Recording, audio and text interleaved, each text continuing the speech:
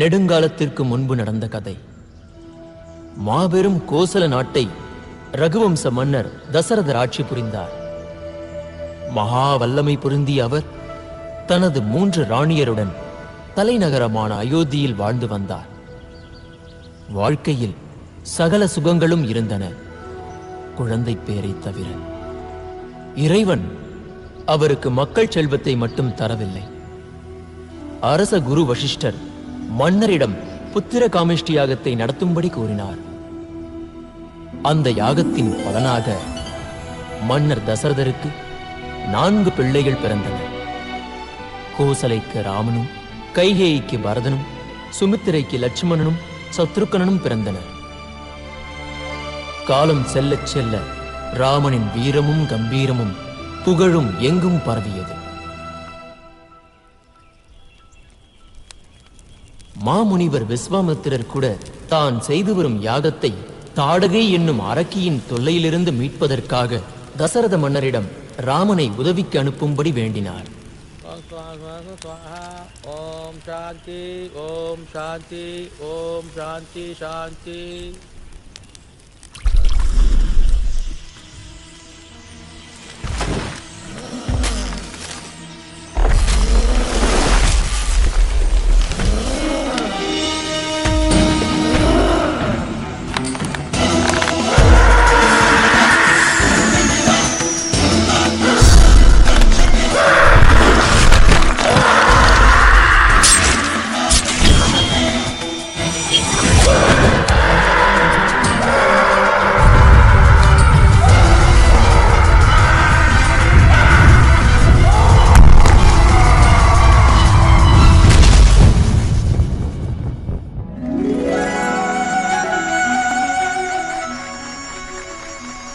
பிறகு விஸ்வாமித்திர முனிவர் ராமனையும் லட்சுமணனையும் தன்னுடன் மிதிலைக்கு அழைத்துச் சென்றார்.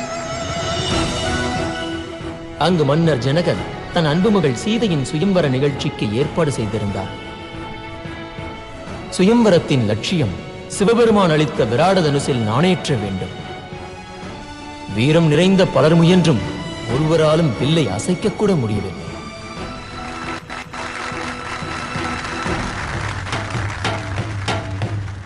ஹிம்பூர் மன்னர் மகாவீரர் ரோஹித் குமார் வில்லில் நாணேற்றுவதற்காக இப்போது வருகிறார்.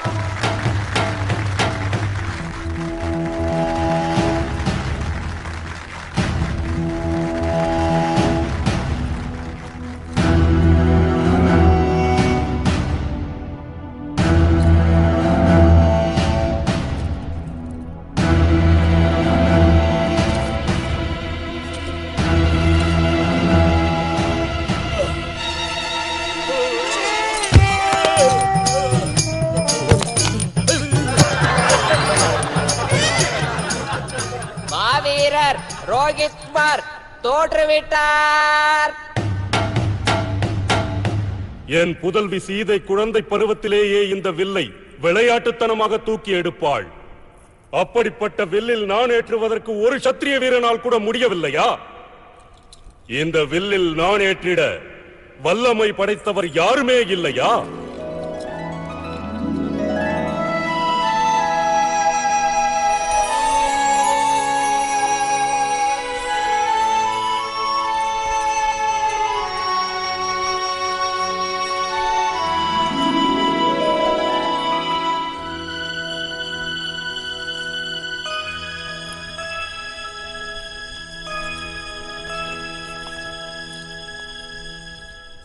மிதிலையை ஆளும் ஜனகனாகிய நான் தாழாத துயரத்துடன் என் புதல்வி சீதையின் சுயம்பரம் இத்துடன் முடிவடைந்ததாக அறிவிக்கின்றேன்.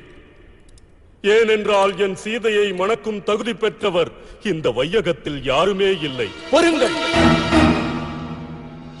உலகத்தில் வீரர்களுக்கு பஞ்சம் இல்லை. எங்கள் ராமன் இருக்கும் வரை கவலையே வேண்டாம். என் அண்ணன் ராமன் அரக்கி தாடகையை வதம் செய்து வந்திருக்கிறார்.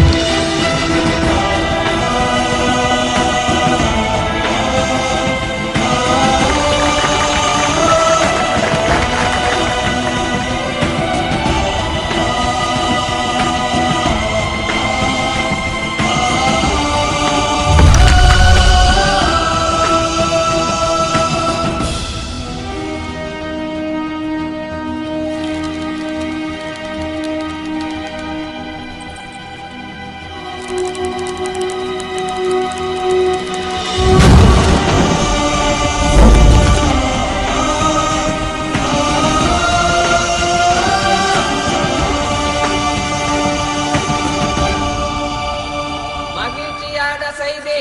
தசரதர் மைந்தன் ஸ்ரீராமன் நம் ஜனகர் மகள் சீதையின் சுயம்பர தேர்வில் வென்று விட்டார்.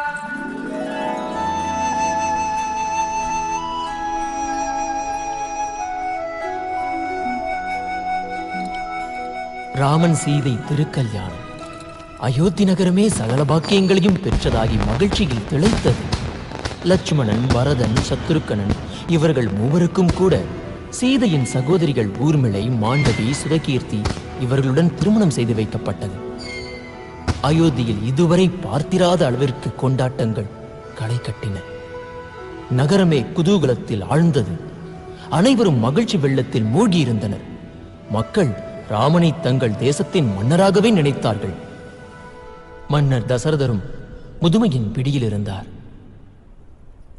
கையேயி, நான் ராமனுக்கு இளவரசாக முடிசூட்டிவிட்டு அரசு பொறுப்பிலிருந்து விலகிக் கொள்ள நினைக்கிறேன். அருமையான யோசனை மன்னா. இளவரசர் பதவி யாருக்கென்று அறிவிக்க இதுதான் சரியான தருணம். மேலும் ராமன் அதற்கு முற்றிலும் தகுந்தவன். பரதனும் சத்ருக்கனனும் மாமன் இல்லம் சென்றுள்ளார்களே. அதனால் என்ன? ராமன் அவர்களின் மூத்த சகோதரன். அதோடு ராமன் சர்வ குணங்களும் நிறைந்த உத்தமன். ஆகட்டும், இன்றே அறிவித்து விடுகிறேன். கேளுங்கள், கேளுங்கள், கேளுங்கள். ஒரு நற்செய்தி கேளுங்கள். அயோத்தி மக்களே, ஒரு நற்செய்தி கேளுங்கள். மாமன்னர் தசரத சக்கரவர்த்தி ஸ்ரீராமனை இளவரசராக்கி முடிசூட்டு விழா நடத்த முடிவு செய்திருக்கிறார்.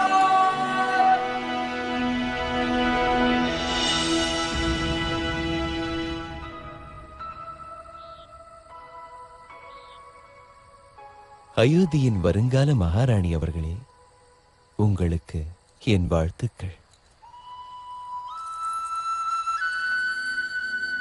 ஏன் இந்த மௌனம் சீதா? என் மேல் ஏதாவது வருத்தமா? அரச குலத்தாரை எப்படி நம்புவது? என்னை விட அழகானவள் இன்னொருத்தி கிடைத்தால் அவள் ராணியாகி விடுவாளே. இப்படி ஒரு எண்ணம் உன் மனதில் ஏன் வந்தது சீதா? பல பெண்களின் அந்த மனவேதனையை நான் நன்கு அறிவேன். என் தாயும் அந்த வேதனைக்கு ஆளாகி வருந்துவதை பார்த்திருக்கிறேன். கணவனை இன்னொருத்தியுடன் பங்கு போட்டுக் கொள்ள எந்த பெண்ணும் விரும்ப மாட்டாள். உண்மையாக சொல்கிறேன் சீதா, நான் ஒரே ஒரு பெண்ணைத்தான் மனைவியாக ஏற்பேன் என்று என்றோ சபதம் செய்துவிட்டேன். வேறு எந்த ஒரு பெண்ணும் வந்து என் உறுதியை குலைத்துவிட முடியாது சீதா. என் வாழ்க்கையில் ஒரே ஒரு பெண்ணுக்குத்தான் இடம். அந்த ஒருத்தி நீதான். ஏந்தலே, நானும் சபதம் செய்கிறேன். சுகத்திலும் துக்கத்திலும் எப்போதும் நான் உங்களுடன் இருப்பேன். இப்பொழுதாவது என் வாழ்த்துக்களை ஏற்றுக்கொள்வாயா? வாழ்க்கை இவ்வளவு நிம்மதியானதாக இருந்தால் பிறகு கவலைக்கே இடமில்லையே. அயோத்தியில் மகிழ்ச்சி வெள்ளம் வற்றியது. அரசரின் அரண்மனையில் துன்பத்தின் நிழல் அடியெடுத்து வைத்தது. இதோ பார் 7. நான் வென்று விட்டேன். மீண்டும் நீ தோற்றாய். சிரியுங்கள் மகாராணி, மனம் விட்டு சிரியுங்கள். உங்கள் வருங்காலம் எப்படி இருக்குமோ தெரியாது. என்ன சொல்கிறாய்? என் உயிருக்கு ஆபத்து வராது என்றால் சொல்கிறேன் மகாராணி. நாளை என் ராமனுக்கு முடிசூட்டு விழா. இந்த மகிழ்ச்சியான தருணத்தில் தண்டனையா? சொல், மனதில் இருப்பதை சொல். இந்த முடிசூட்டு விழாதான் உங்கள் துன்பத்தின் துவக்க விழா. என்ன உளறுகிறாய்?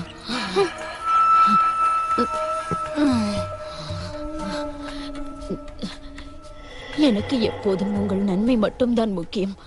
இங்கே உங்களையும் பரதனையும் விட்டால் எனக்கென்று வேறு யார் இருக்கிறார்கள்? அரண்மனையில் உங்களுக்கு எதிராக பெரும் சதி நடக்கிறது. சதியா? என்ன சொல்கிறாய்? ராமன் அரியணையில் ஏறியதுமே கோசலையும் சுமித்ரையும் உங்களை பழி தீர்க்காமல் விட மாட்டார்கள். மன்னருக்கு உங்கள் மீதுள்ள தனிப்பட்ட ஆசையை கண்டு அவர்களுக்கு பொறாமை.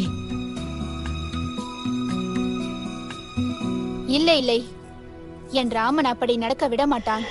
நீங்கள் ராமன் புகழையே பாடிக்கொண்டிருங்கள். ஆனால் அவன் அரசனானதுமே தன் தாயின் ஆணைப்படி உங்களையும் பரதனையும் அரண்மனையில் இருந்து துரத்தி விடுவான். மாமன்னரால் கூட அதை தடுக்க முடியாது.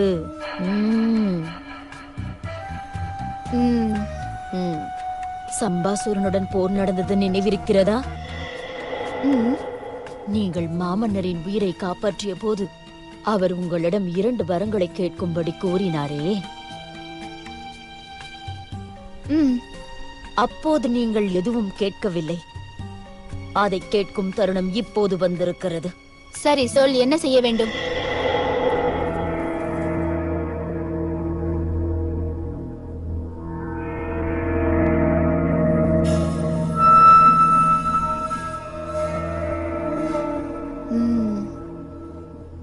அதுதான் சரி. எனக்கு எதிராகவே சதியா? 14 ஆண்டு வனவாசம் எதற்கு? மரண தண்டனை தான் சரி. இல்லை மகாராணி, ராமன் மக்களின் நேயன். அவர்கள் பொங்கி எழுவார்கள். 14 ஆண்டுகளில் அவன் இளமை முழுவதும் காட்டில் கரைந்துவிடும். மக்கள் அவனை மறப்பார்கள். மேலும் வனங்களில் அரக்கர்களும் ஏராளம். ஒருவேளை அவர்களின் கைகளால் கூட ராமனின் கதை முடியலாம்.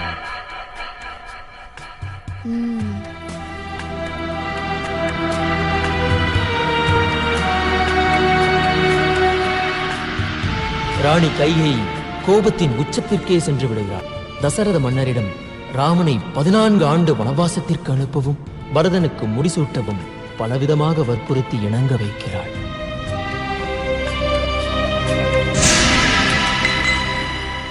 என் தந்தையின் வாக்குறுதியை காப்பாற்ற வேண்டும் அன்னையே. எனக்கு அனுமதி தாருங்கள். உங்கள் உரிமையை யார் பறிக்க வருகிறார்கள் என்று பார்த்து விடுவோம். நான் பரதனை வதம் செய்து விடுவேன். தந்தை அதை தடுக்க வந்தால் அவரையும். ஆத்திரம் வேண்டாம் லக்ஷ்மணா. அதர்மத்தாலும் அக்கிரமத்தாலும் நாட்டை அடையும் பேராசை எனக்கில்லை. என் வனவாசத்திற்கான ஏற்பாடுகளை செய். இது என் கட்டளை. வனவாசம் நானும் வருவேன் உங்களோடு. எப்போதும் உங்களுடன் இருப்பதாக நானும் உறுதி எடுத்திருக்கிறேன். இருந்தாலும் சீதா, என் உறுதி முறிந்தால் எனக்கு இறுதி நிச்சயம்.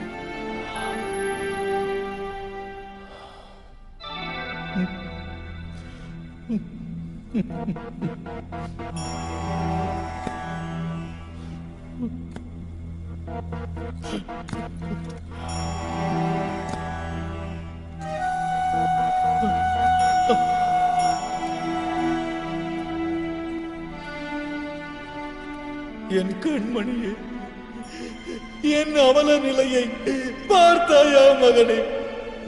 என்னை மன்னித்து விடு மகனே, என்னை மன்னித்து விடு. அப்படியெல்லாம் சொல்லாதீர்கள் தந்தையே. 14 வருட காலம் கண் சுமிட்டுவதற்குள் ஓடிவிடும். தயவு செய்து நான் வனவாசம் செல்ல அனுமதித்தாருங்கள்.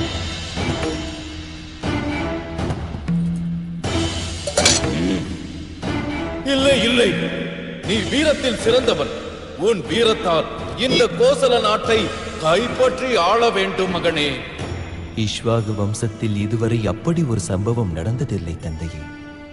உங்கள் ராமன் அப்படி ஒரு செயலை ஒரு நாளும் செய்ய மாட்டான். வருகிறேன். ராமா, போகாதே ராமா. இந்த அயோத்தி உன்னுடையது. நான் அளித்த வாக்குறுதியை பற்றி மறந்து விடு ராமா. என் கண்ணே ராமா, போகாதே மகனே, போகாதே.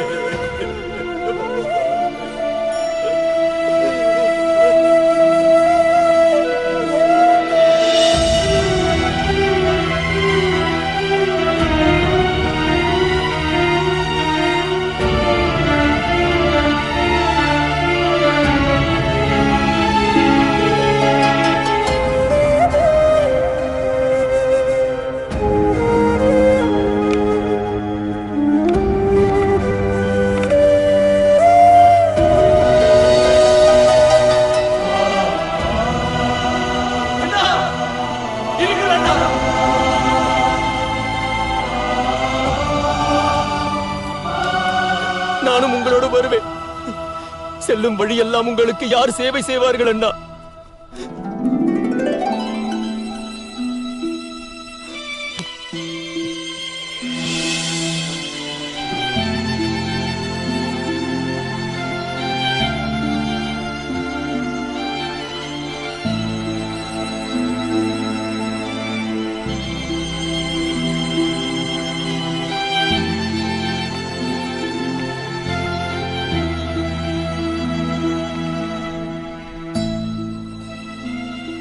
சென்று வாருங்கள் சுவாமி, உங்கள் கடமைதான் முக்கியம்.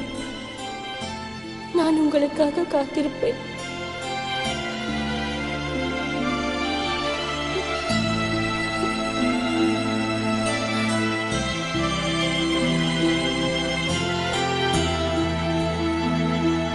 ராமன், லட்சுமணன், சீதை மூவரும் சித்திரக்கூடத்திற்கு புறப்பட்டார்கள். படகோட்டி குகன் அவர்களை கங்கை கரைக்கு அப்பால் கொண்டு போய் சேர்த்தான். பக்தியால் நெகிழ்ந்து போன குகன் அவர்களை படகில் ஏற்றுவதற்கு முன்பு அவர்களின் பாதங்களை கழுவி பூஜை செய்தான்.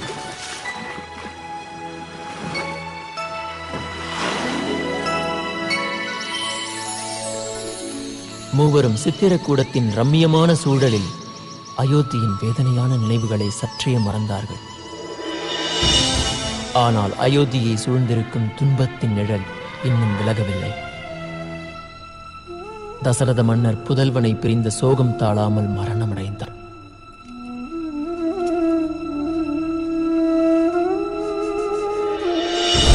பல சம்பவங்கள் ஒன்றின் பின் ஒன்றாக அதிவேகத்தில் நடந்தன. தூய உள்ளம் படைத்த பரதன் தன் தாய் கைகேயின் சதித்திட்டத்தை ஏற்க மறுத்து விட்டான்.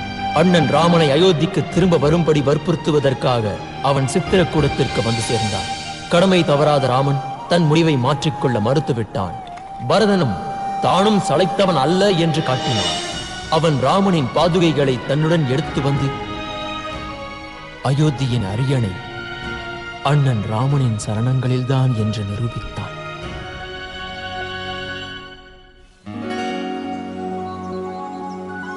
ராமன், சீதை, லட்சுமணன் மூவரும் அக்கிரமக்காரர்களை அழித்தும் சாதாரண மக்களுக்கு நல்வழி காட்டி வாழ்க்கையின் தத்துவத்தை விளக்கியபடி 10 ஆண்டுகள் வரை தண்டகாரண்யத்தில் அங்கும் இங்கும் வாழ்ந்து வந்தார்கள். இறுதியில் மகானாகி அகத்திய முனிவரை தரிசிக்க நேர்ந்தது. அவர் அவர்களுக்கு சில தெய்வீக அஸ்திரங்களை அளித்தார். வைஷ்ணவவில் அம்பு தீராமல் நிறைந்திருக்கும் அம்புரா துணி இவை ராமனின் வீரத்திற்கு மேலும் பலம் சேர்த்தன. அடுத்ததாக மூவரும் பஞ்சவடிக்கு வந்து சேர்ந்தார்கள். வனவாசத்தின் 13 வருடங்கள் கடந்தன. சீதையும் லட்சுமணனும் அடிக்கடி அயோத்தியை பற்றிய நினைவுகளில் ஆழ்ந்தாலும் ராமன் விதியின் சோதனைகளை பற்றி நன்கு அறிந்திருந்தான்.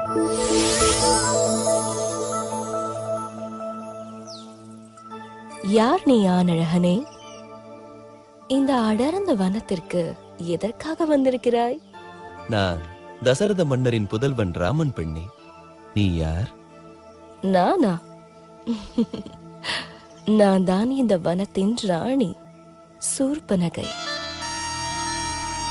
தாங்கள் இந்த வனத்தின் ராணியா? வாருங்கள், எங்கள் குடிலுக்கு வருகை தாருங்கள். இல்லை, நீ என்னுடன் வந்துவிடு.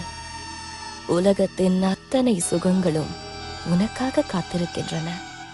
நான் வரமாட்டேன் நங்கையே. என் உறுதியை குலைக்க முடியாது. சென்றுவிடு. என்னை போன்ற பேரழகி இந்த மூவுலகிலும் இல்லை. என் விருப்பத்தை, என் வேண்டுகோளை ஏற்றுக்கொள். உன்னை இந்த இடத்திற்கே மன்னனாக்குகிறேன். நீ ஒரு பெண்ணானதால் உனக்கு தீங்கு செய்ய எனக்கு விருப்பமில்லை. ஓடிவிடு. சரியான மூடனாக இருக்கிறாய். உன்னை இப்பொழுதே என்னுடைய அடிமையாக்குகிறேன்.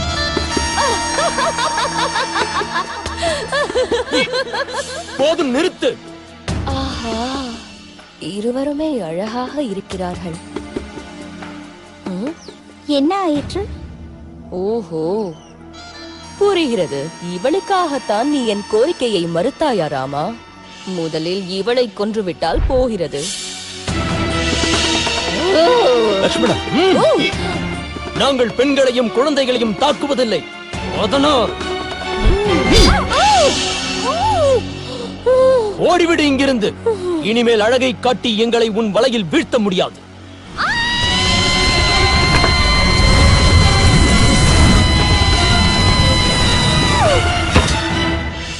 நான் அசுரர்களின் பேரரசன் ராவணனின் சகோதரியடா மூடர்களே, உங்களுக்கு கடுமையான தண்டனை கிடைக்கும். நீங்கள் தொலைந்தீர்கள்.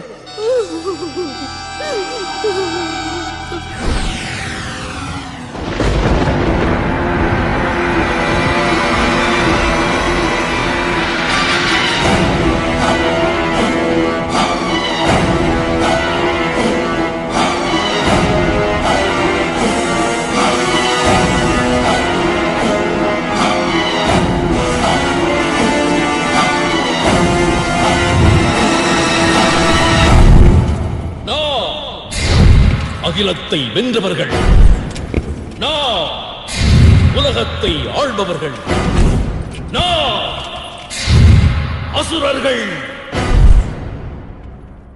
நாம்.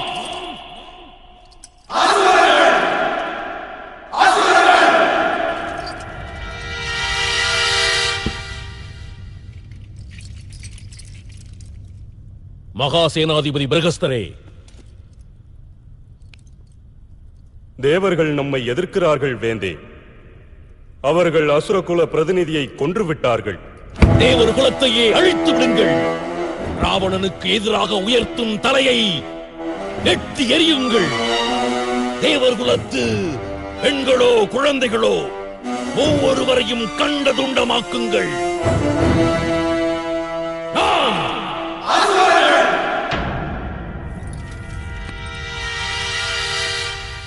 உட்கார் விபீஷணா, நீ என்ன சொல்வாய் என்று எனக்கு நன்கு தெரியும். வேந்தே, இது அதர்மம்.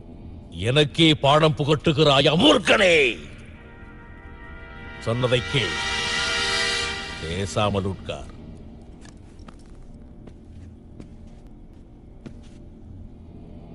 மேன்மை மிக்க அசுரவேந்தே வாழ்க. மாமன்னரின் சகோதரி சூர்பனகை சபைக்கு வர அனுமதி கேட்கிறார்கள். சூர்பனகையா? அவள் எதற்கு இங்கு வந்தாள்? சரி, வரச் சொல்.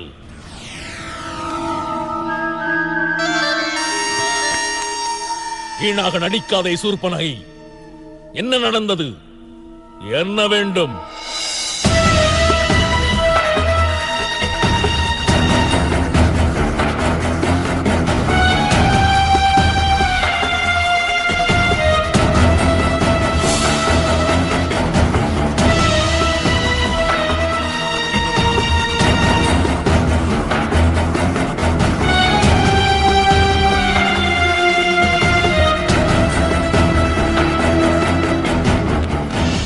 இன்றைய அவை கலையட்டும்.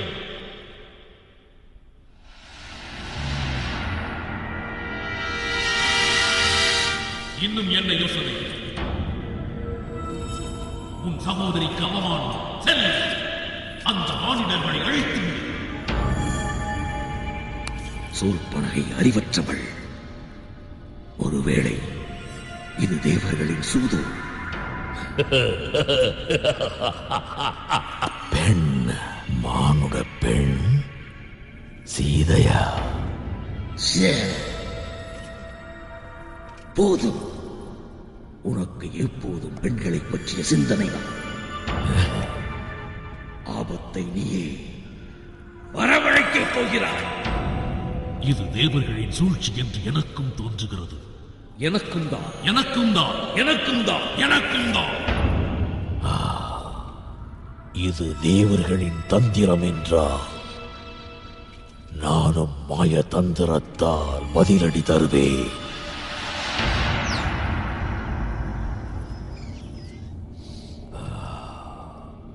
சீதா,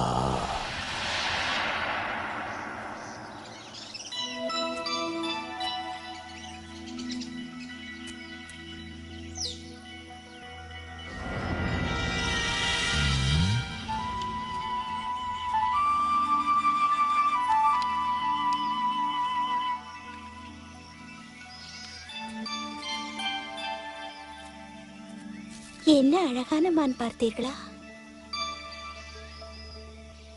உண்மையிலேயே அழகான மான்தான்.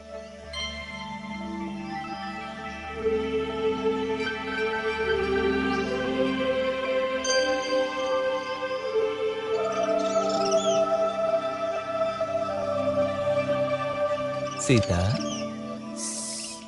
மெதுவாக பேசுங்கள், அது ஓடிவிடும். இது தேவர்களின் சூழ்ச்சியாக தோன்றவில்லை. ஆனால் இந்த சீதை உண்மையிலேயே அற்புத அழகி, கண்கவர் தேவதை. சுவாமி, அதை பிடியுங்களே. அதை நம்முடன் வைத்துக் கொண்டால் எனக்கும் பொழுது போகும். பிடித்து வாருங்களேன், அதை நாம் அயோத்திக்கு கொண்டு செல்வோம். எவ்வளவு அழகான வடிவம், பொன்மானை போல் அழகாக இருக்கிறது. இது ஏதாவது மாய வித்தையாக இருக்குமோ? ஆஹா, மிகவும் அழகாக இருக்கிறது அன்னையே. அதை எனக்காக பிடித்து தரக்கூடாதா? செல்லுங்கள். ஆகட்டும் சீதா. லக்ஷ்மணா, நான் அதை பிடித்து வருகிறேன். நான் தொலைவில் சென்றாலும் இங்கு நீ கவனமாக இரு. மாரிச மாமா, குரல் கொடுங்கள்.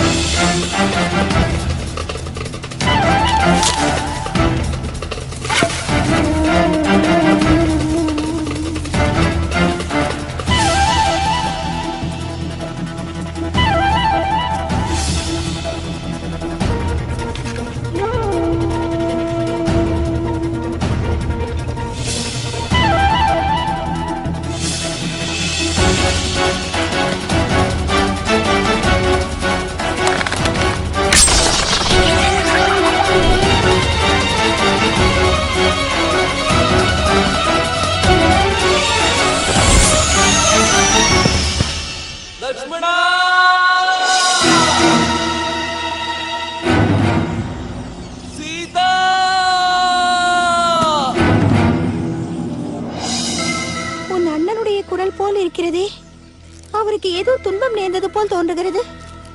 இருக்காது அன்னையே, இதில் ஏதோ சூழ்ச்சி இருக்கிறது. நீங்கள் உள்ளே செல்லுங்கள். லக்ஷ்மணா, உன் அண்ணன் ஏதோ ஆபத்தில் சிக்கி உன்னை அழைக்கிறார். நீயோ சூழ்ச்சி என்று தட்டி கழிக்கிறாய். உடனே போ, என்னவென்று பார். இல்லை அன்னையே, அண்ணனை எந்த துன்பமும் நெருங்க முடியாது. பயப்படாதீர்கள். உனக்கு கொஞ்சமும் அறிவில்லையா லக்ஷ்மணா? அன்னை கைகையை போல் உனக்கும் அறிவு மழுங்கி விட்டதா என்ன? உனக்கும் அயோத்தியை ஆளும் பேராசை பிடித்து விட்டதா?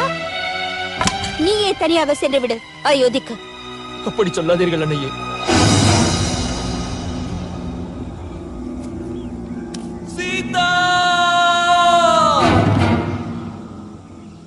சரி, சென்று போய் பார்க்கிறேன். முதலில் உங்கள் பாதுகாப்பிற்கு வழி செய்கிறேன். அன்னையே, இந்த கோடு மந்திர சக்தி கொண்டது. என்ன ஆனாலும் சரி, தாங்கள் இதனை தாண்டி வெளியே வந்து விடாதீர்கள். ஏன் தான் அந்த பொன்மானுக்கு ஆசைப்பட்டேனோ? இச்சையிடுவாய் தாயே, நீடூழி வாழ்க. தனியாகவாயிருக்கிறாய்? இல்லை முனிவரே, எனது கணவரும் கொழுந்தரும் இப்போது வந்து விடுவார்கள். இந்த சந்நியாசிக்கு பிச்சையிடுவாயா மகளே? அவசியம் இடுகிறேன்.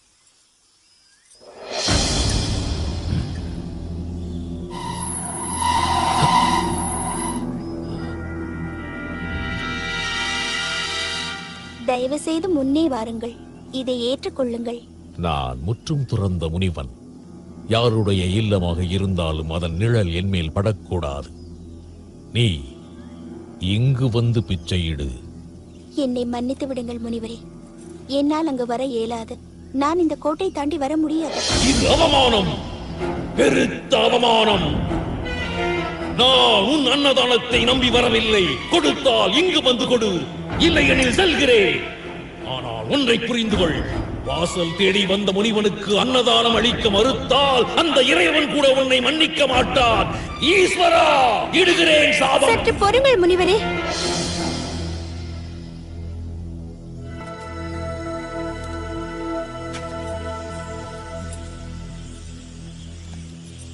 மங்களம் உண்டாகட்டும். ஈஸ்வரன் அருளால் இந்த உலகுக்கே ராணியாவாய்.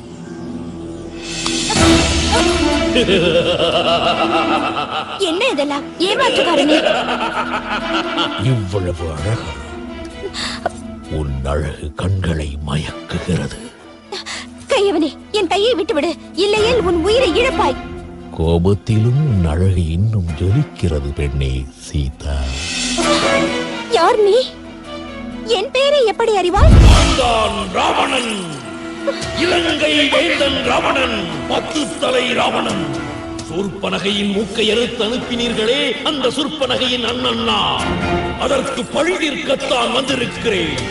இனி நீ என் ராணியாக வாழப் போகிறாய். வா. சுவாமி! லட்சுமணா! என்னை காப்பாற்றுங்கள்! கவலைப்படாதே அழகியே, உன்னை தகுந்த கௌரவத்துடன் வாழ வைக்கிறேன். உன்னை என் பட்டத்து ராணியாக்குகிறேன். வா. போதும், நிறுத்தடா.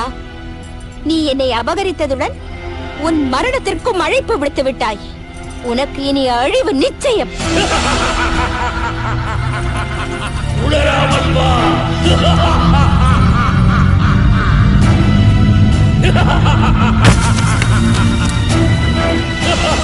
கொடியவன் ராவணன் சீதையை அபகரித்து தென் திசையில் பறந்து சென்றான்.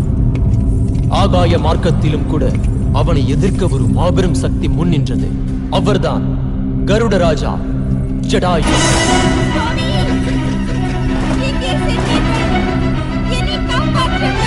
இங்கு ராமனும் லட்சுமணனும் பதற்றத்துடன் பஞ்சவடிக்கு திரும்பி வந்தபோது அங்கு சீதையை காணாமல் தவிப்படைந்தார்கள்.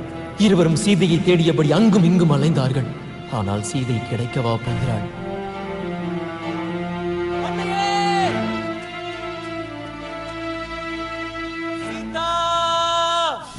உன்னை காப்பாற்ற யாரும் வரமாட்டார்கள் பெண்ணே. இனி நீ என்னவள்?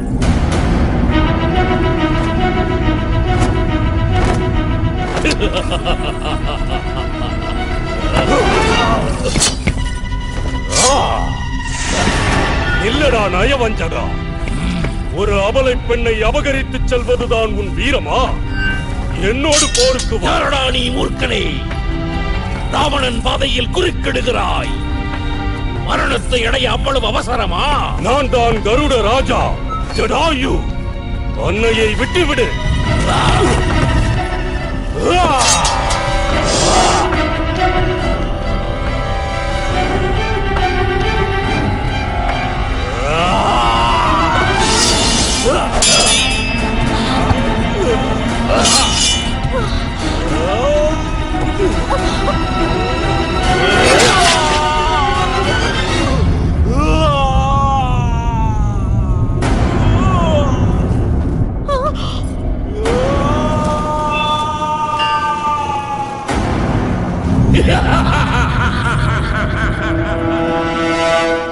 சீதா, நீ எங்கிருக்கிறாய்? என் சீதையை யாராவது பார்த்தீர்களா? அன்னை சீதை தன்னுடைய சில ஆபரணங்களை ருஷ்யமுக பர்வதத்தின் உச்சியில் எரிந்து விடுகிறார். வானர மன்னன் சுக்ரீவன் அவற்றை கண்டெடுக்கிறான். அங்கு அண்ணன் தம்பி இருவரும் பலமான காயங்களுடன் வழியில் கிடக்கும் ஜடாயுவை பார்க்கிறார்கள். அவர்கள் தென் திசையை நோக்கிச் செல்லும் வழியில் கபந்தன் என்னும் அரக்கன் அவர்களை தடுக்கிறான். அவன் உண்மையில் ஒரு தேவனாக இருந்து சாபத்தால் அரக்கனாக ஆனவன். அவர்கள் கபந்தன் காட்டிய வழியில் சென்று மதங்க முனிவரின் ஆசிரமத்திற்கு போய் சேர்கிறார்கள். அங்கு சபரி அவர்களுக்காக காத்திருக்கிறாள். அவள் பக்தியில் தலை சிறந்தவள். தான் சேகரித்து வைத்த பழங்களை ஒவ்வொன்றாக ருசித்துப் பார்த்து அவற்றில் இனிப்பான பழங்களை இருவருக்கும் அளிக்கிறாள். அதன் பிறகு இருவரும் கிஷ்கிந்தைக்குச் சென்றார்கள். கிஷ்கிந்தை வானர கூட்டங்களின் நகரம்.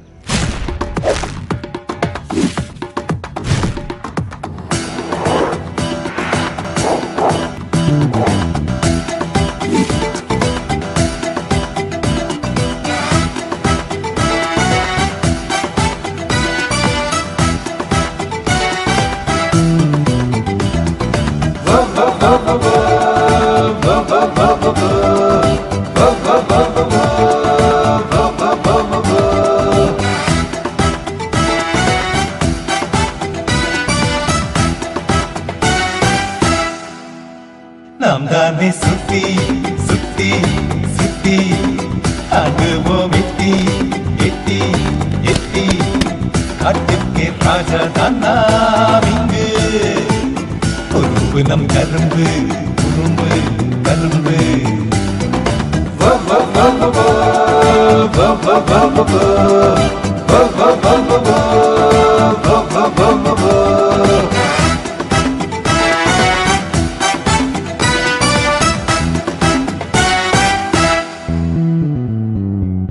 நாங்கள் செல்வோமே உலகின் எட்டு திக்கும் நாங்கள் நின்றாரே அகிலம் தானே நிற்கும் கிஷ்கிந்தா வனமே எங்கள் உல்லாச உலகை மலர இனமே எங்கள் உயிரின் உயிரே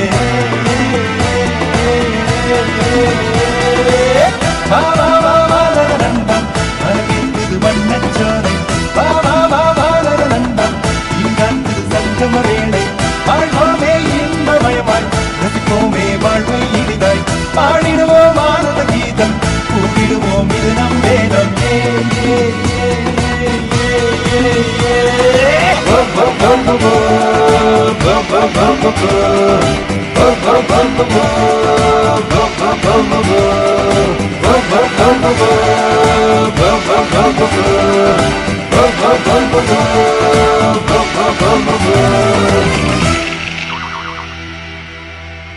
நண்பா அனுமனே, கபந்தன் தான் எங்களுக்கு சுக்ரீவனை பற்றி கூறினான். அதன் பிறகு நடந்ததுதான் உனக்கே தெரியுமே. இப்போது நாம் உற்ற நண்பர்களாகிவிட்டோம்.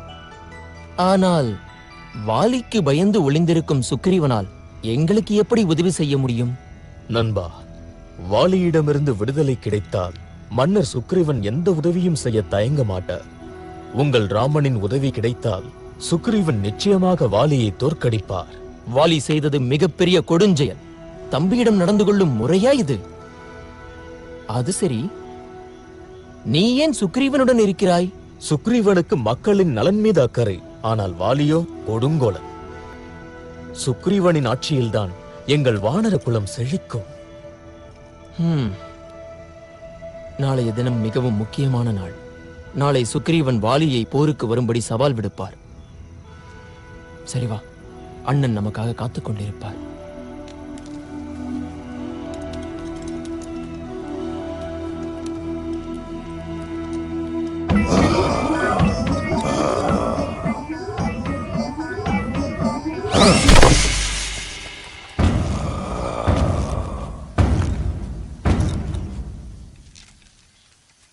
வாலி மகா சக்திசாலி ஸ்ரீராமா.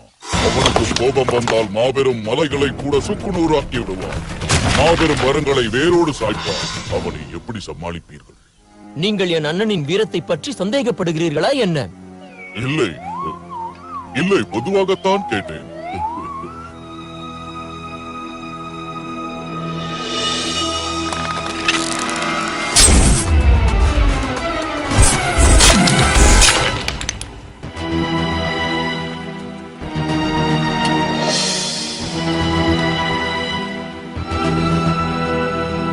பார்த்தீர்களா? நான் இப்போதே சென்று வாலிக்கு அறைகூவல் விடுகிறேன்.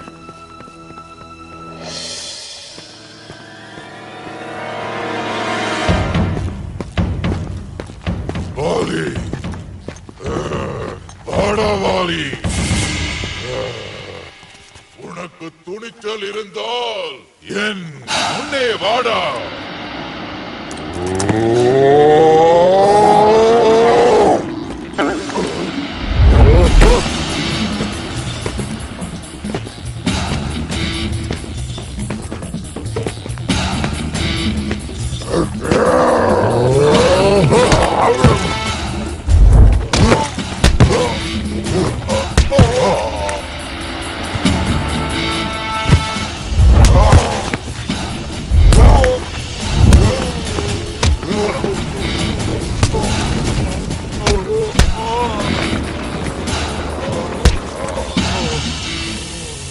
மெதுவாக, மிகவும் வலிக்கிறது. நீங்கள் வாலியை வதம் செய்யவில்லை எனில் பிறகு ஏன் இந்த திட்டம்? என்னை வதம் செய்யவா? நீங்கள் உண்மையாகவே என் அன்பு தானா? என் இக்கட்டை புரிந்து கொள்ளுங்கள் வானர அரசே. என் அம்பு வாலிக்கு பதிலாக உங்கள் மேல் பாய்ந்து விட்டால் விபரீதமாகிவிடும். உண்மைதான் மன்னா. நீங்கள் இருவரும் கடுமையாக போரிட்ட போது யார் நீங்கள் யார் வாலி என்று புரிந்து கொள்வது கடினமாகத்தான் இருந்தது. ஒரு யோசனை வானர அரசே, தாங்கள் மீண்டும் செல்லுங்கள். இம்முறை வேறு விதமாக செயல்படுவோம். இல்லை இல்லை அப்பா, உங்கள் யோசனை எனக்கு எந்த அளவுக்கு பலன் தரும் என்று நன்றாக புரிந்து விட்டது. இந்த முறை தவறு நேராது வானரவேந்தே. இதோ இந்த முறை தாங்கள் இதை அணிந்து கொள்ளுங்கள்.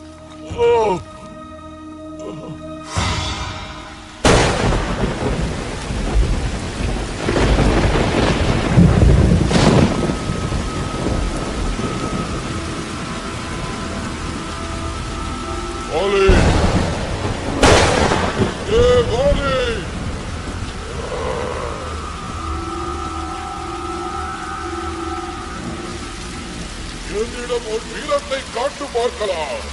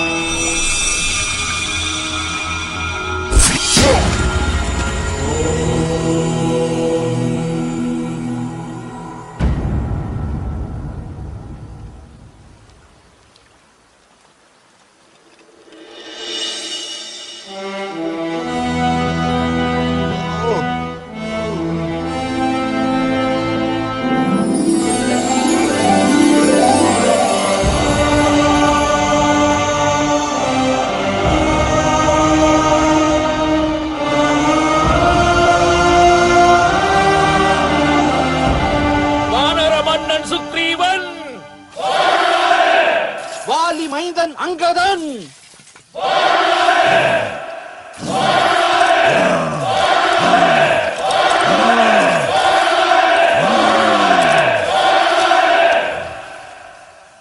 நண்பர்களே, வாழ்க்கை ஒருமுறை கிடைக்கும் வரம். அதை நாம் அடைவதற்கு தகுந்தவர்கள் என்று இப்பிறவியிலேயே நிரூபிக்க வேண்டும். வாலி என் சகோதரன் தான். ஆனால் தர்மம் கடமைக்கு மேல் எதுவும் இல்லை.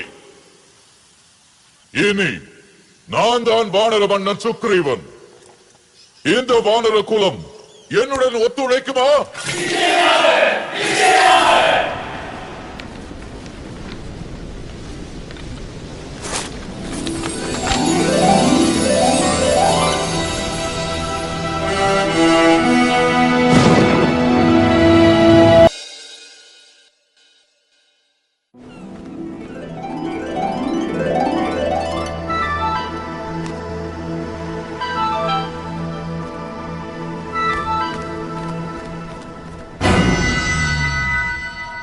வாலியும் வதம் செய்யப்பட்டான்.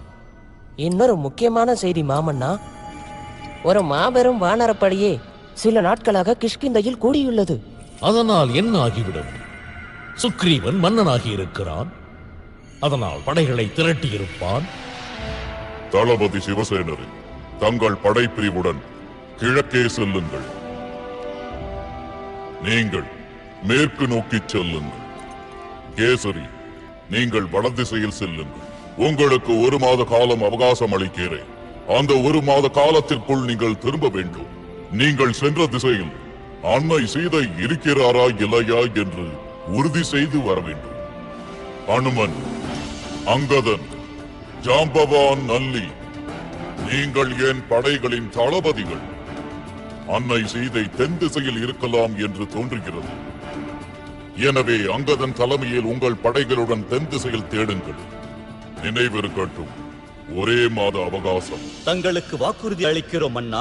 எங்கள் முயற்சியில் வெற்றி பெறாவிட்டால் உயிருடன் திரும்ப மாட்டோம். ஆனால் அன்னையை கண்டுபிடித்தாலும் அடையாளம் கண்டுகொள்வது எப்படி? நீங்கள் சீதையை கண்டதும் இந்த கணையாழியை காட்டுங்கள். அவள் உங்களை அடையாளம் காண்பாள்.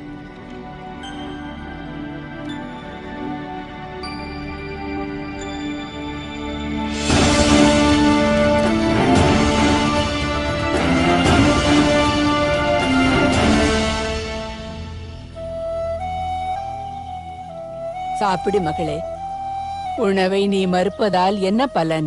எப்படி உண்பேன் தாயே? என் சுவாமியும் அங்கு உணவின்றி தவிப்பார்.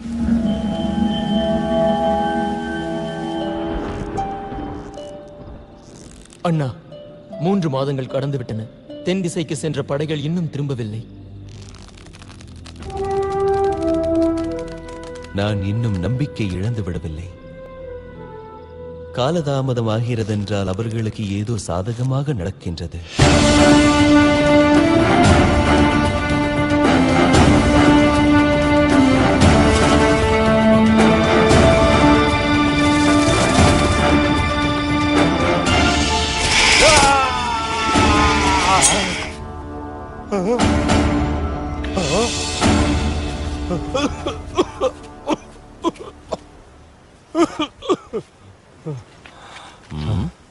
எனக்கு வயதாகிவிட்டதால் சண்டையிட இயலாது.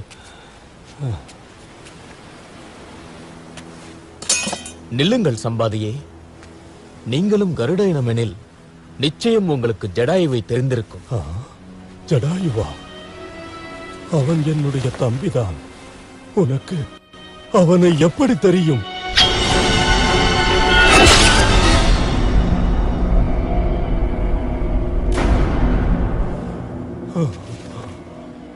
என் அருமை தம்பியே, அந்த ராவணன் உன்னை கொன்று விட்டானா? அவனுக்கு அழிவு நிச்சயம். அவன் அழிந்து விடுவான்.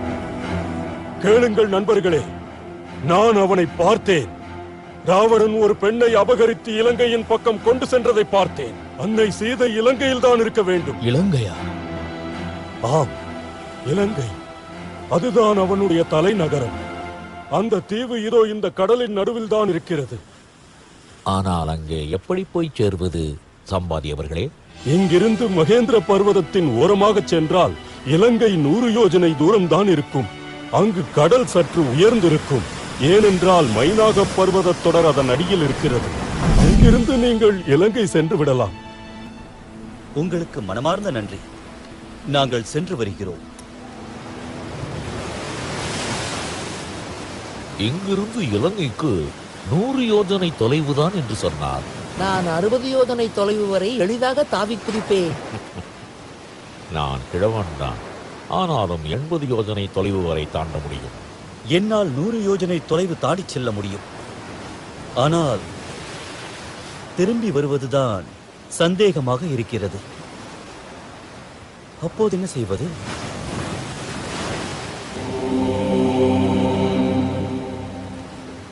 சரி, நானே செல்கிறேன். இருங்கள் இளவரசே, தாங்கள் படைத்தலைவர். இது யாரால் முடியும் என்று எனக்கு தெரியும். ஆனால் அவனுக்கு உணர்த்த வேண்டும். வானர வீரா அனுமனே, ஏன் மௌனமாக இருக்கிறாய்? உன் சக்தியை பற்றி கணக்கு போடுகிறாய் என்று தோன்றுகிறது. எழுந்திரு மாவீரனே, எழுந்திரு.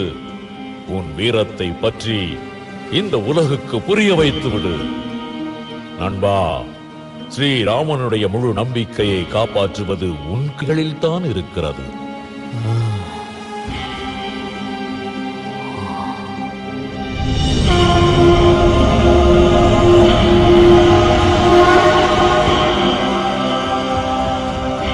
நண்பர்களே, கவலைப்படாதீர்கள். நான் ஸ்ரீராமரின் இந்த பணியை நிச்சயம் செய்து முடிப்பேன்.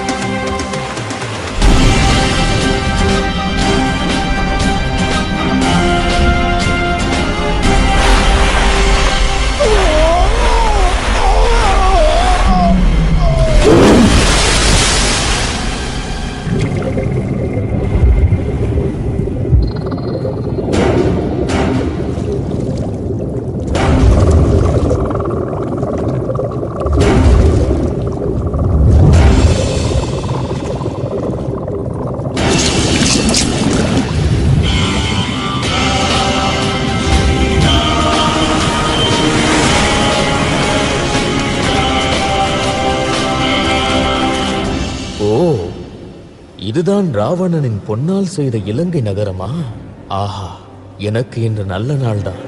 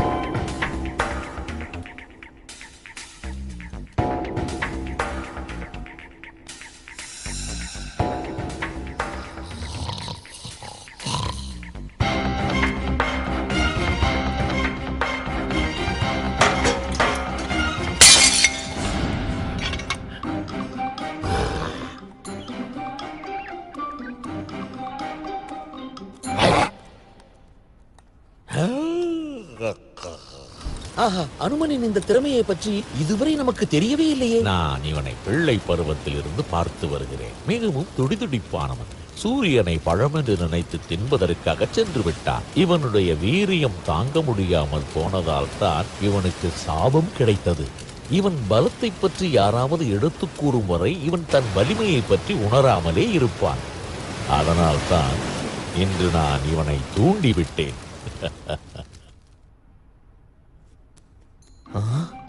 அன்னை சீதை எங்கிருப்பார்?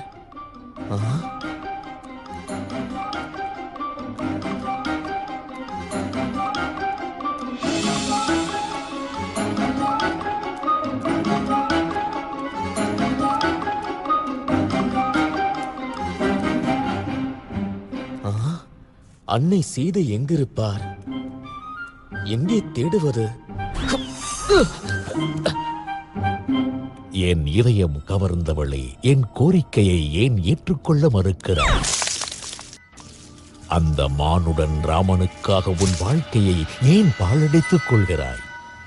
உன்னை மகிழ்ச்சியாக வைத்துக் கொள்கிறேன். என் ஆசைக்கு இணங்கிவிடு, மறுக்காதே, இணங்கிவிடு. ஏ துஷ்டனே, உன்னிடம் எத்தனை முறைதான் சொல்வது? செல், உன் வாழ்நாட்களை எண்ணிக்கொள். என் ராமன் வெகு விரைவில் வந்து விடுவார். எண்ணிக்கொள் உன் வாழ்நாட்களை. உனக்கு 1 வருடம் அவகாசம் அளித்திருந்தேன். ஆனால் இன்னும் 2 மாதங்கள் எஞ்சி உள்ளது. என் ஆசைக்கு இணங்காவிட்டால் அதனுடைய விளைவு விபரீதமாக இருக்கும்.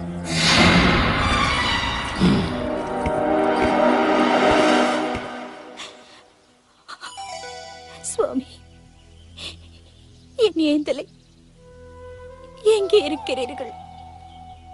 என் வாழ்க்கை இதோடு முடிந்ததா?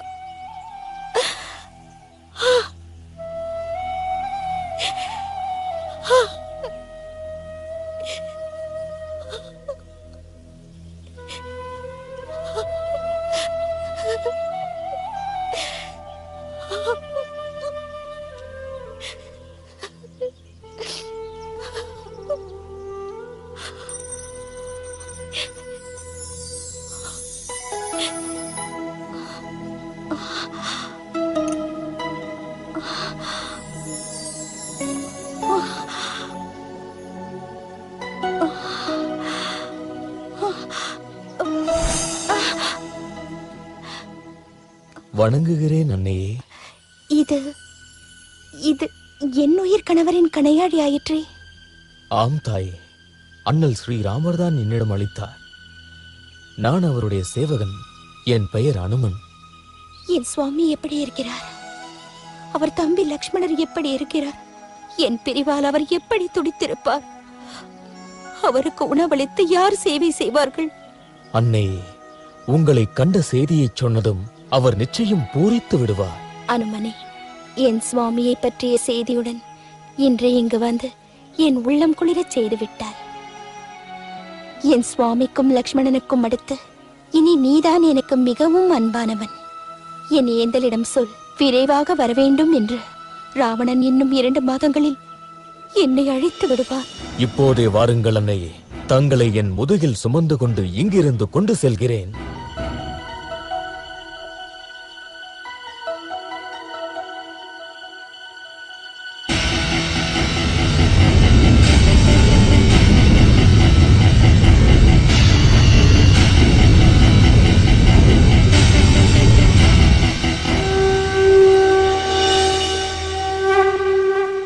உடனே சென்று என் சுவாமியை உன்னுடன் அழைத்து வா. அன்னையே, என்னுடன் வாருங்கள். நானும் உங்கள் மகனைப் போலத்தான்.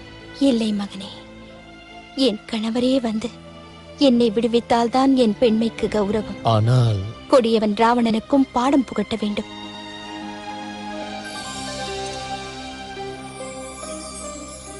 இதோ இதனை என் அடையாளமாக என் சுவாமியிடம் கொடு. அவர் புரிந்து கொள்வார். உத்தரவு அன்னையே.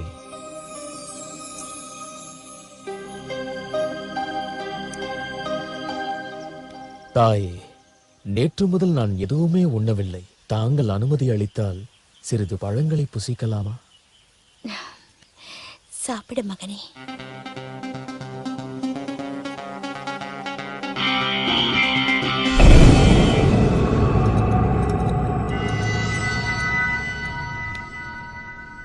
அசுரவேந்தே, ஒரு குரங்கு வந்து அட்டகாசம் செய்கிறது.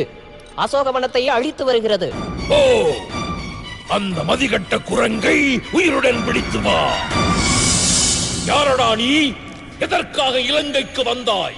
நான் கிஷ்கிந்தையின் மன்னர் சுக்ரீவனின் படைவீரன் அனுமன். தசரத மன்னரின் புதல்வர் ராமரின் தூதனாக இங்கு வந்திருக்கிறேன். அவர் பத்தினி அன்னை சீதையை தாங்கள் பலவந்தமாக கடத்தி கொண்டு வந்து உங்கள் இலங்கையில் சிறை வைத்திருக்கிறீர்கள். அன்னை சீதையை சகல மரியாதையுடன் விடுவிக்குமாறு கேட்டுக்கொள்கிறேன். இல்லையெனில் தாங்கள் போரில் பயங்கர விளைவுகளை சந்திக்க நேரிடும். உனக்கு இவ்வளவு துணிச்சலா? இந்த ராவணனையே மிரட்டுகிறாயா?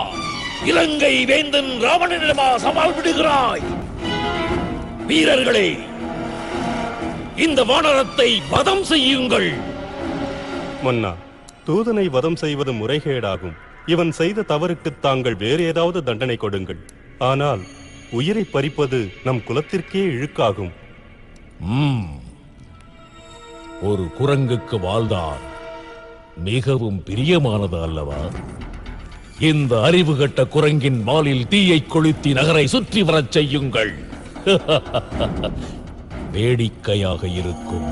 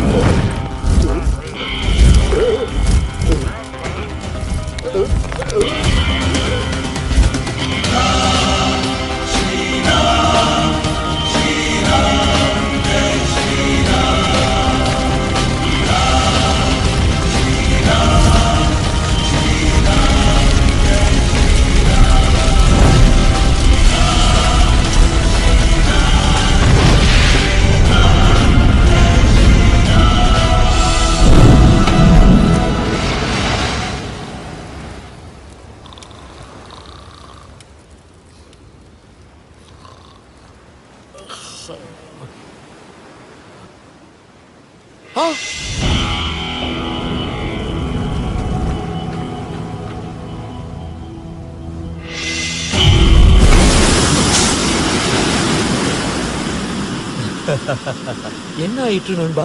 கண்டேன் அன்னை சீதை. இலங்கையை எரித்து விட்டு வந்தேன்.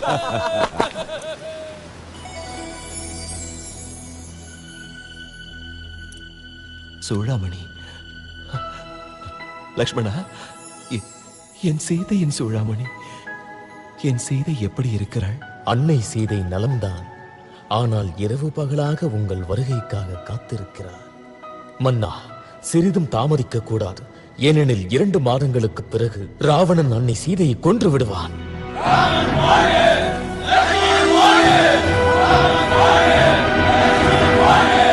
நண்பர்களே, எனக்காக நீங்கள் அனைவரும் ஒன்று திரண்டு இருப்பதில் மகிழ்கிறேன். ஆனால் இனியும் எனக்கு நீங்கள் உதவி செய்தால் நீங்கள் இன்னும் பல இன்னல்களை சந்திக்கும் நிலை ஏற்படலாம். நான் என் தன்மானத்தை காக்க போராடியாக வேண்டும். ஆனால் உங்களுக்கு அது தேவையில்லை. சீதையை மீட்கும் முயற்சியில் நாம் அதிவல்லமை கொண்ட நம் எதிரியான ராவணனையும் அவன் படைகளையும் எதிர்க்க நேரிடும். உங்களில் போர் புரிய விரும்பாதவர்கள் விலகிக் கொள்ளுங்கள். ஆனால் ரகுவம்சத்தைச் சேர்ந்த நான், தசரத மைந்தன் ராமனாகிய நான் உங்களுக்கு வாக்குறுதி அளிக்கிறேன். வெற்றி நமக்குத்தான். அக்கிரமக்கார அரக்கர் கூட்டத்தை நாம் இந்த புவியில் இருந்தே விரட்டி அடிப்போம்.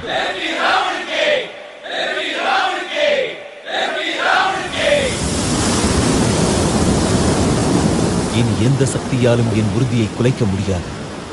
இந்த சமுத்திரமே எனக்காக வழிவிடும்.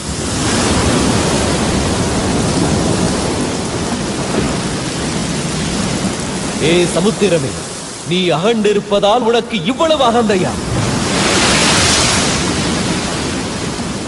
நீ எனக்கு வழிவிடவில்லை என்றால் உன்னுடைய கர்வத்தை அடக்கி உன்னை ஒரே வற்ற வைத்து விடுவேன்.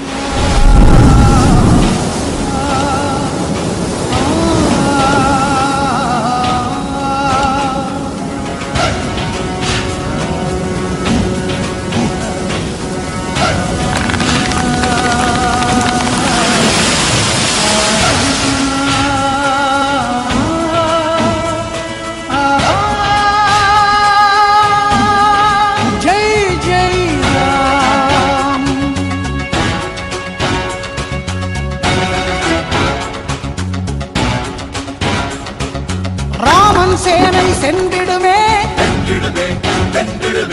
ராமநாமம் சொல்வோமே. நமது ராமன் சேனை சென்றிடுமே, நாம் ராமநாமம் சொல்வோமே.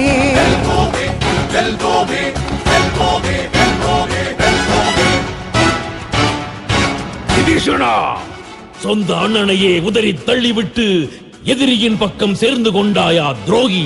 நான் இலங்கையின் அதிபதி ராவணன். உன்னை இலங்கையில் இருந்து இப்போதே நாடு கடத்துகிறேன். ஓடிவிடு குல துரோகியே, இல்லை என்றால் இப்போதே உன்னை கொன்று விடுவேன்.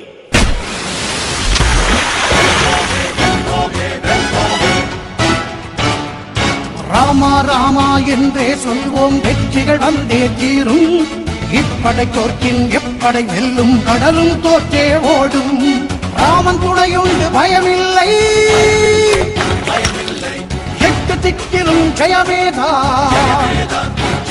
நமது ராமன் சேனை சென்றிடுமே, நாம் ராமநாமம் சொல்வோமே.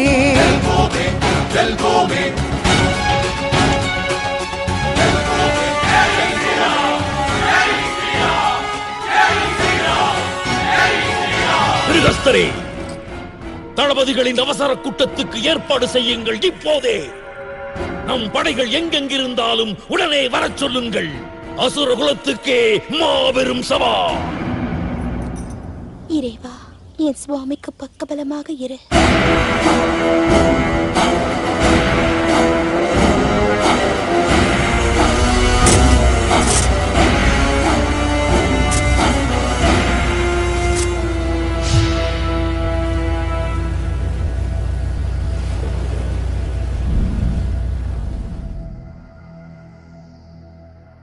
ராவணனின் சேனைகளில் மிகவும் சக்தி வாய்ந்தவன் மேகநாதன்.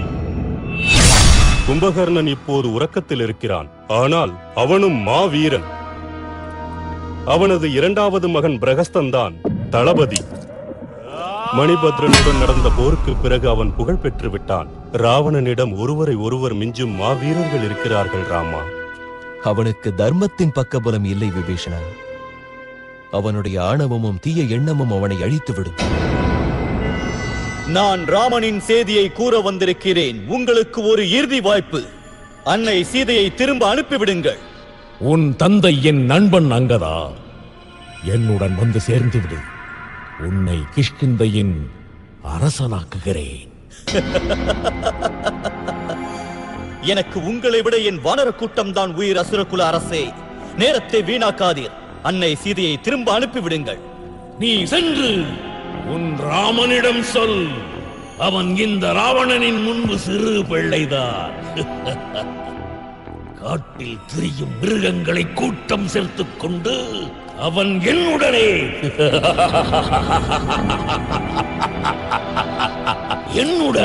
போருக்கு வருகிறானா? உன் சக்தியின் மேல் உனக்கு இவ்வளவு அகந்தையா ராவணா? உன் அரசவையில் ஒரு வீரனாவது என் காலை அசைத்து காட்டட்டும். ஒத்துக்கொள்கிறேன்.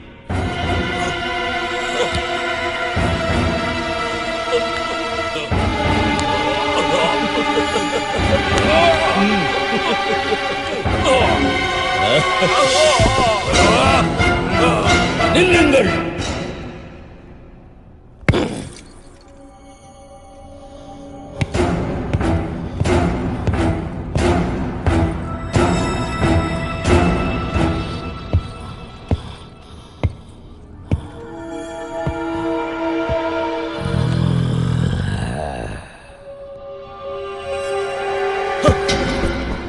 என் கால்களை ஏன் பிடிக்கிறாய் ராவணா?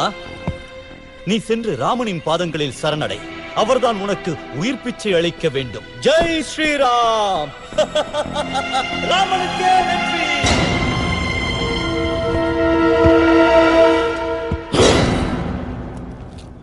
ராமா, கர்வம் கொண்ட ராவணன் போரையே விரும்புகிறான்.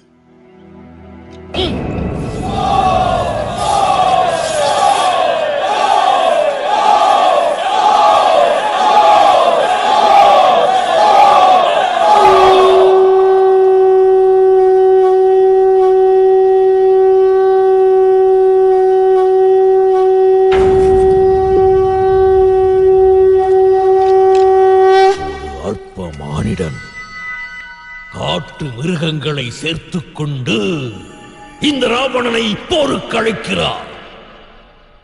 நான் இவனுக்கு சரியான பாடம் புகட்டுவேன். அப்போதுதான் யாருமே எவனுமே இலங்கையின் பக்கம் ஏறெடுத்து கூட பார்க்க மாட்டார்.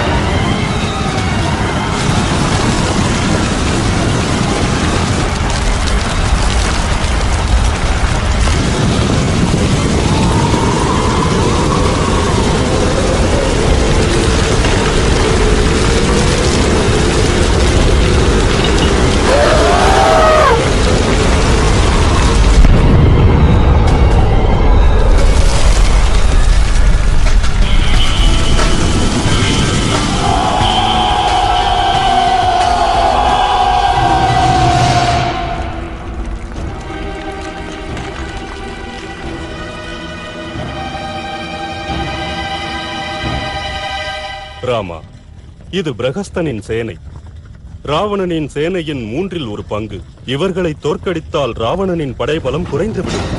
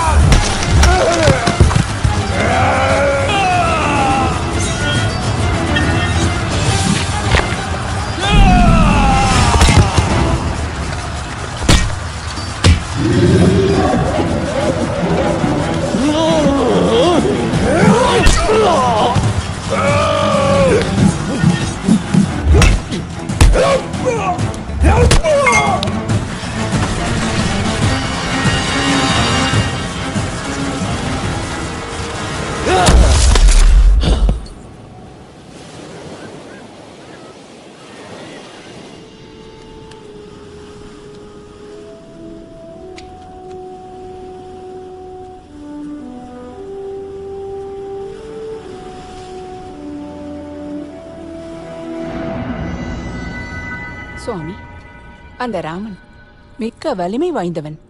துணைக்கு வானரப்படைகள் வேறு. தயவு செய்து சீதையை அனுப்பிவிடுவதே நல்லது.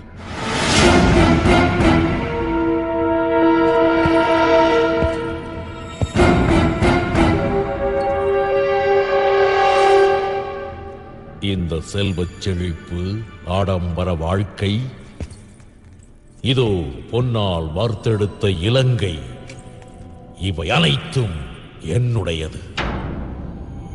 என் சுய வலிமையால் ஒன்று சேர்த்தது. சீதை சீதை இனிமேல் என் கௌரவத்துக்கு ஒரு சவால். இந்த ராவணன் தன் சுயமரியாதையை ஒரு நாளும் விட்டுக் கொடுக்க மாட்டான். புரிந்ததா மண்டோதரி? விட்டுக் கொடுக்க மாட்டான். என்ன விஷயம் நண்பா? ஏதேனும் முக்கிய செய்தியா? என்னுடைய ஒற்றர்களின் செய்தியின்படி நாளைய போரில் ராவணனின் திட்டம் கும்பகர்ணனை அனுப்புவதுதான்.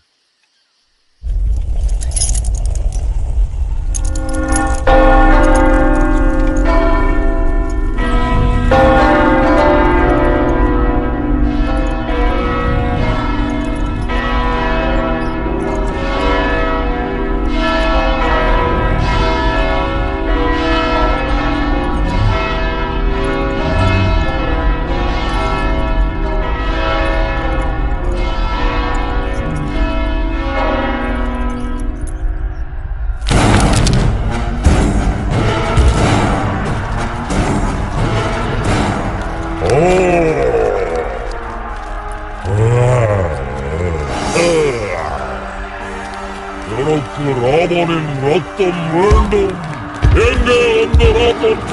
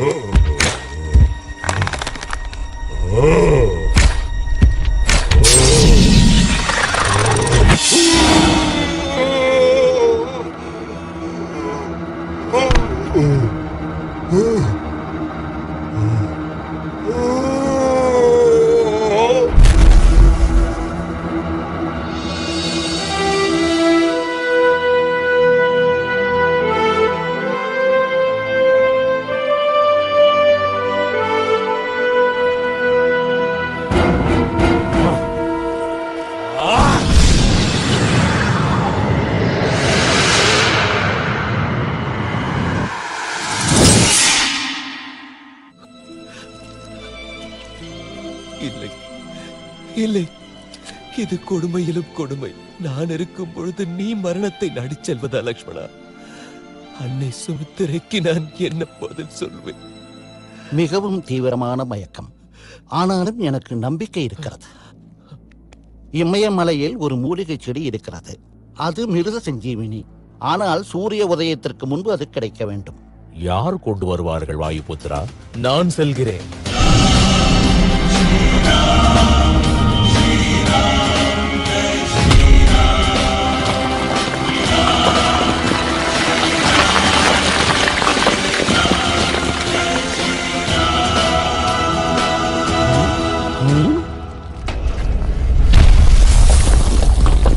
சுஜனரே, எந்த செடி என்று எனக்கு எப்படி தெரியும்?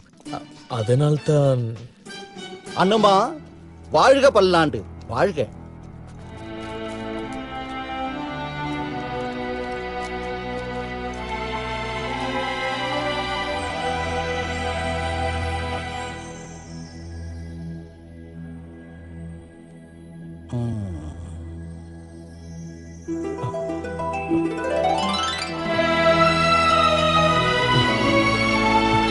லக்ஷ்மணா, மீண்டும் செல்கிறேன். இந்த முறை அனுமனைத்தான் முதலில் வதம் செய்வேன்.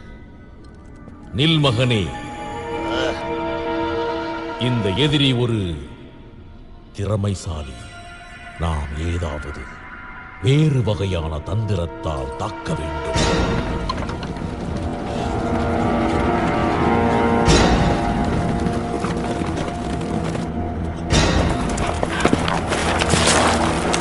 இவளுக்காகத்தானே போர் புரிய வந்தீர்கள்? இதோ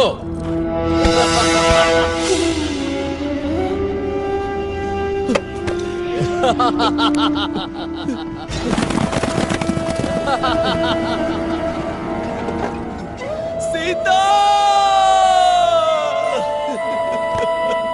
இல்லை, இவனை நம்பாதீர்கள். இது நிச்சயம் ராவணனின் சூழ்ச்சியாகத்தான் இருக்கும். நான் இப்போதே கண்டுபிடிக்கிறேன்.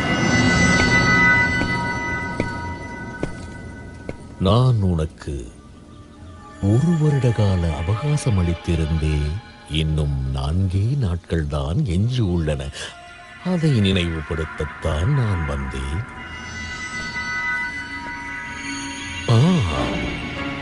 இதோ பார், இதோ உன் கண்ணாளன் ராமன். இனி 4 நாட்களுக்கு பிறகு வருகிறேன் சீதே.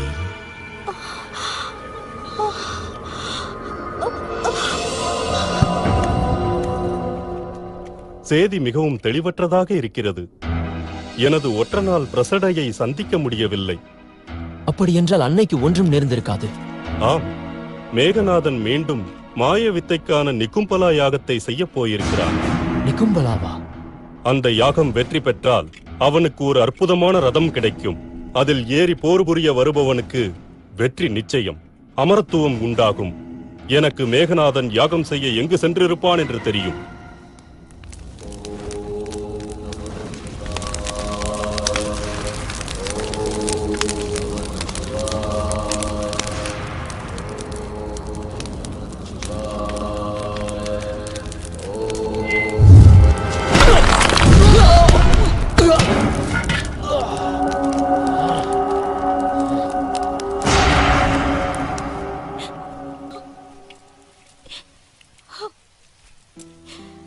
அன்னையே, நான் என் உயிரை மாய்த்துக் கொள்ள விரும்புகிறேன்.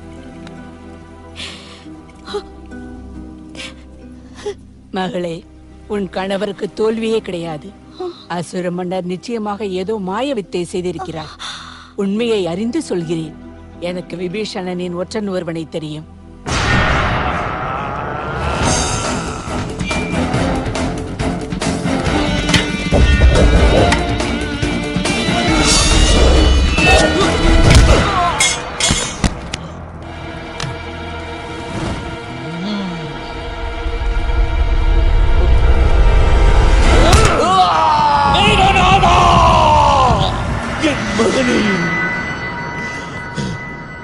மன்னார் மன்னா, சீதை உயிரோடு இருப்பது ராமனுக்கு தெரிந்து விட்டது. விபீஷணன் இந்த ரகசியத்தை கூறிவிட்டார். ராவணா, இப்படி நீ மனமுடைந்து போவது உனக்கு அழகல்ல. நீ 9 கிரகங்களிலும் வெற்றி கொடி நாட்டியவன். உன் சக்தி காணவே இல்லை. நீ மாபெரும் வலிமை நிறைந்தவன். நீ உலகையும் வென்றவன்.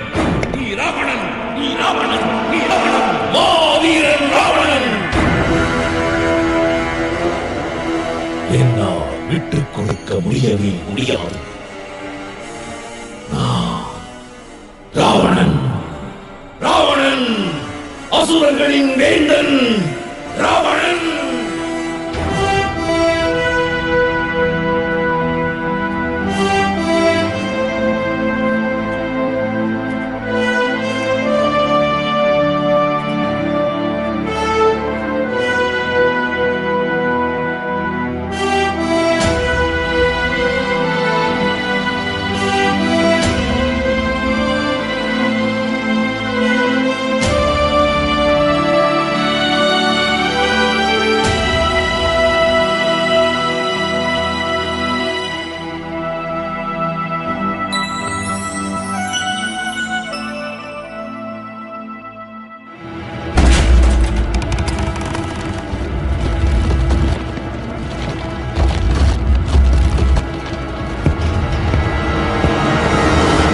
வானர கூட்டங்களே, கொசுவை நசுக்குவது போல் உங்களை நசுக்குகிறேன்.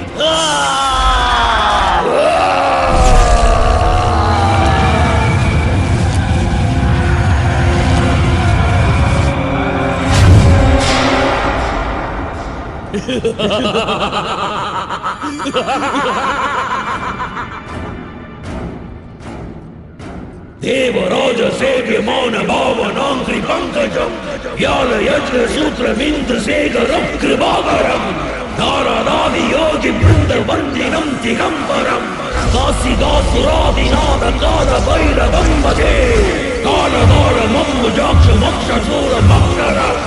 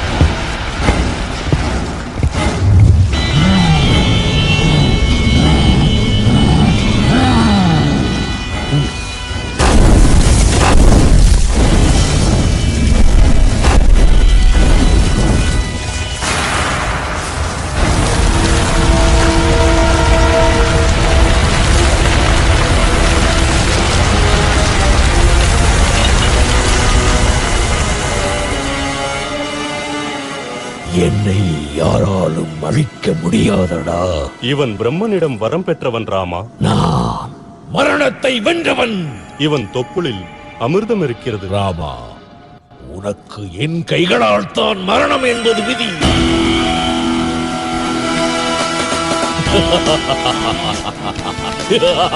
அனுமான் தவழ்ந்து வா.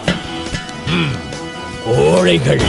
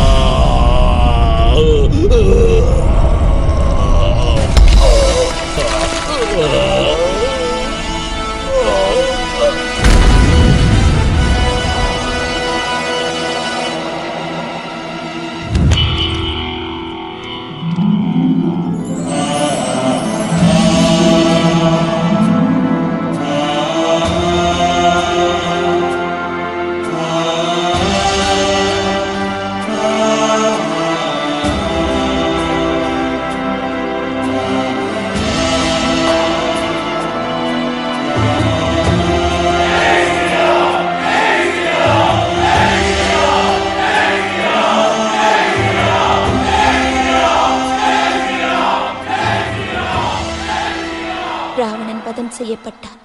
எல்லோரும் ஓடிவிட்டார்கள். திரிசடையும் போய்விட்டாள். என் சுவாமி வெற்றி அடைந்தார். அவர் என்னை அழைத்துச் செல்ல வருவார். நான் அவரை எப்படி ஏறெடுத்து பார்ப்பேன்? அவரை பிரிந்து 1 வருடம் ஆகிவிட்டது. நான் என்ன புதுமண பெண்ணா? எனக்கு ஏன் இவ்வளவு வெட்கம்? சீதா, கண்களை திறந்து என்னை பார். நான் வந்துவிட்டேன், உன் ராமன். நான் காண்பது கனவா? இல்லை, கண்களை திறந்தால் கனவு கலைந்துவிடும். இது ஒன்றும் கனவல்ல சீதா, நாம் வென்று விட்டோம். என்னை மன்னித்து விடுங்கள் அன்னையே. நான் தான் உங்களை பாதுகாக்க தவறிவிட்டேன். அப்படியெல்லாம் சொல்லாதே லக்ஷ்மணா. இது விதியின் விளையாட்டு. நீ எந்த தவறும் செய்யவில்லை. நாம் நாடு திரும்பலாம். 14 ஆண்டுகள் முடிந்து விட்டன. அயோத்தியில் அனைவரும் ஆவலுடன் காத்திருப்பார்கள். நம் அன்னை சீதை, அண்ணல் ஸ்ரீ ராமபிரான்,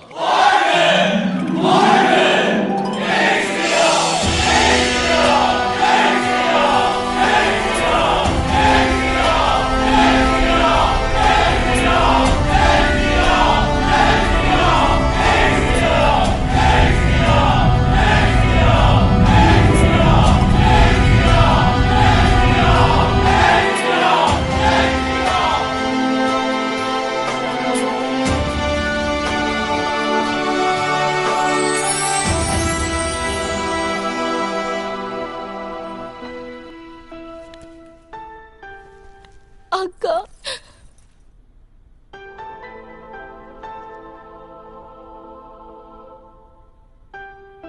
சக்கரவர்த்தி ஸ்ரீராமன் வாழ்க.